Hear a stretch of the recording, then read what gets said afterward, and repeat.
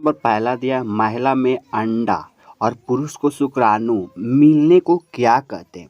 Option number A में दिया है गैमेट, ऑप्शन नंबर बी में दिया जाइगोट, ऑप्शन नंबर सी में दिया है भ्रूण और ऑप्शन नंबर डी में दिया है इनमें से कोई नहीं। देखिए दोस्तों, मेल्स का जो शुक्राणु होता है और फीमेल्स का जो अंडा होता है उसे मिलने को गैमेट कहते हैं। Gamete, option number is the absolutely right answer.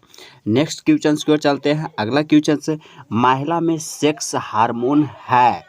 बहुत अच्छा क्वेश्चन है, यूपीएससी 2020 में पूछा हुआ क्वेश्चन है।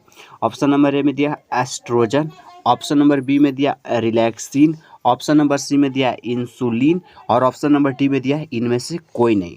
देखिए, महिला सेक्स हार्मोन एस्ट्रोजन को कहा जाता है। Option number is the absolutely right answer. Females में जो होता है 3 प्रकार के हार्मोन्स पाए जाते हैं, एस्ट्रोजन, रिलैक्सिन और एक होता प्रोजेस्टेरॉन। तीनों हार्मोन का अलग अलग काम है। एस्ट्रोजन जो हार्मोन होता है उसका काम है अंडा का निर्माण करना, और रिलैक्सिन हार्मोन है जो महिला में बेबी पैदा होने लगता है तो उसमें जो सर्विस होता है उसकी एरिया थोड़ा सा बढ़ जाता है और बच्चा आराम से हो जाता है। प्रोजेस्टेरॉन हार्मोन्स का क्या काम है? जैसे ही एस्ट्रोजन हार्मोन्स में फर्टिलाइजेशन की क्रिया हो जाती है तो बच्चा जब माँ के गर्भ में रहता है तो उसका पालन पोषण प्रोजेस्टेरॉन हार्मोन्स के द्वारा होता है। चलिए नेक्स्ट क्वेश्चन की ओर चलते हैं। अगला क्वेश्चन से, पुरुष का शुक्राणु कहाँ बनता है? ऑप्शन नंबर ए में दिया है टेस्टिस, ऑप्शन नंबर बी में दिया है रिलैक्सिन, ऑप्शन नंबर सी में दिया है इंसुलिन और ऑप्शन नंबर डी में दिया है इनमें से कोई नहीं। तो जो मेल्स का, पुरुष का जो शुक्राणु बनता है वो बनता है टेस्टिस, यानी option number is the absolutely right answer. देखिए, टेस्टिस 2 प्रकार के होते हैं, 2 तरह से होते हैं। यहाँ पे दोनों में जो होता है समान रहता है और दोनों में है सो शुक्राणु का निर्माण होता है। तो option number is the absolutely right answer. Next question की ओर बढ़ते हैं।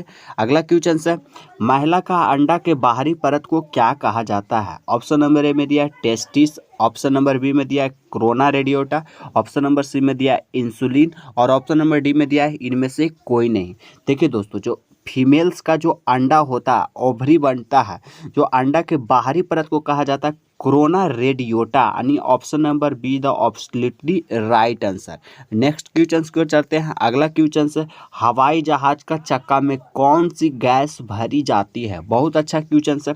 ऑप्शन नंबर ए में दिया है नाइट्रोजन, ऑप्शन नंबर बी में दिया है ऑक्सीजन, ऑप्शन नंबर सी में दिया है हीलियम और ऑप्शन नंबर डी में दिया है इनमें से कोई नहीं। देखिए दोस्तों, जो हवाई जहाज के चक्का में भरा जाता है वो होता है हीलियम, यानी option number see the absolutely right answer. और जो भारी वाहन होता है जिसे हम सब अपने यूज में करते हैं, कहीं पे सामान ले जाने के लिए करते हैं, उसमें नाइट्रोजन भरा जाता है। चलिए अगला क्वेश्चन की ओर चलते हैं। अगला क्वेश्चन है, हवाई जहाज किस धातु की बनी होती है? बहुत अच्छा क्वेश्चन है। ऑप्शन नंबर ए में दिया लोहा, ऑप्शन नंबर बी में दिया एल्युमिनियम, ऑप्शन नंबर सी में दिया हीलियम, ऑप्शन नंबर डी में दिया इनमें से कोई नहीं। तो जो हवाई जहाज होती है उसका जो बना होता है हवाई जहाज वो एल्युमिनियम का बना होता है। और एल्युमिनियम एक ऐसा धातु है जो कि जंग लगने से खुद की मजबूती कर लेता है, जो कि इतना बड़ा हवाई जहाज का लोड संभालता है एल्युमिनियम।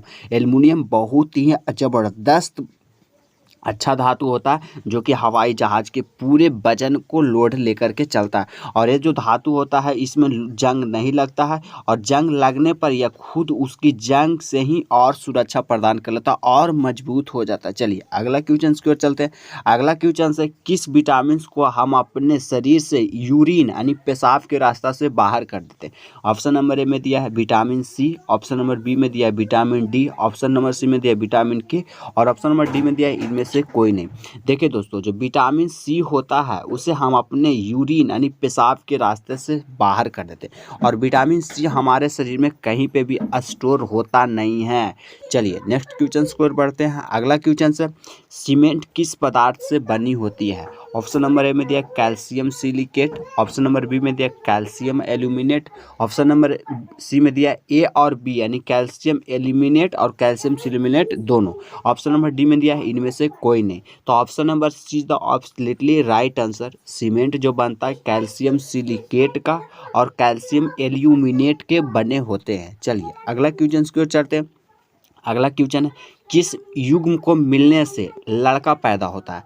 ऑप्शन नंबर ए में दिया है X X option number B में दिया है X Y, option number C में दिया है ए और बी, एक्स और एक्स वाई दोनों, ऑप्शन नंबर डी दिया इनमें से कोई नहीं। देखिए दोस्तों, जब भी लड़का पैदा होता है तो एक्स और वाई मिलता है तो लड़का पैदा होता है, और एक्स एक्स मिलता है तो लड़की पैदा होता है। यानी कि जो एक्स वाई का मिलने का जो प्रोसेस है वो मेल्स के ऊपर निर्भर करता है, यानी लड़की में कोई भी त्रुटि नहीं होती है। चलिए अगला क्वेश्चन की ओर चलते हैं। अगला क्वेश्चन से, हड्डी किसकी बनी होती है? ऑप्शन नंबर ए में दिया calcium phosphate, option number B में दिया है calcium carbonate, option number C में दिया है कैल्शियम, और ऑप्शन नंबर डी में दिया है इनमें से कोई नहीं। तो जो हड्डी बना होता है, option number is the absolutely right answer.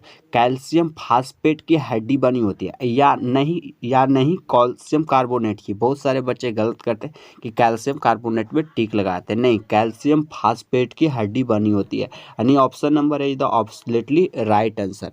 Next question की ओर चलते हैं। अगला क्वेश्चन से, हमारे मस्तिष्क से कितनी जोड़ी नस निकलती है?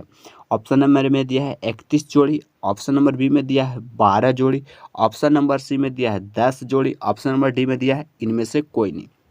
देखिए दोस्तों, जो हमारे मस्तिष्क से नस निकलती है वो 31 जोड़ी नस निकलती है।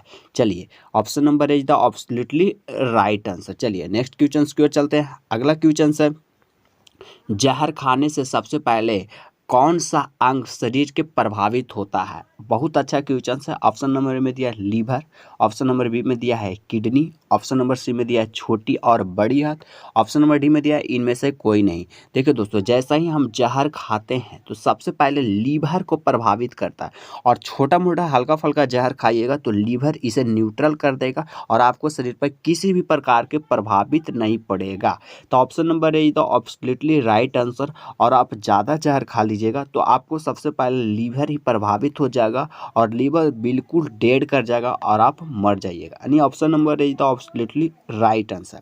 चलिए अगला क्वेश्चन की ओर बढ़ते हैं। अगला क्वेश्चन है, शरीर की वृद्धि किस हार्मोन्स की होती है? ऑप्शन नंबर, जो हमारा हाइट बढ़ता है वो किस हार्मोन्स से बढ़ता है? ऑप्शन नंबर ए में दिया है STH, ऑप्शन नंबर बी में दिया है TSH, ऑप्शन नंबर सी में दिया है LTH, ऑप्शन नंबर डी में दिया है इनमें से कोई नहीं। देखिए दोस्तों, जो हमारे हाइट का बढ़ने का काम होता है वो STH हार्मोन्स से बढ़ता है, और STH हार्मोन्स मस्तिष्क से निकलता है। चलिए option number is the absolutely right answer.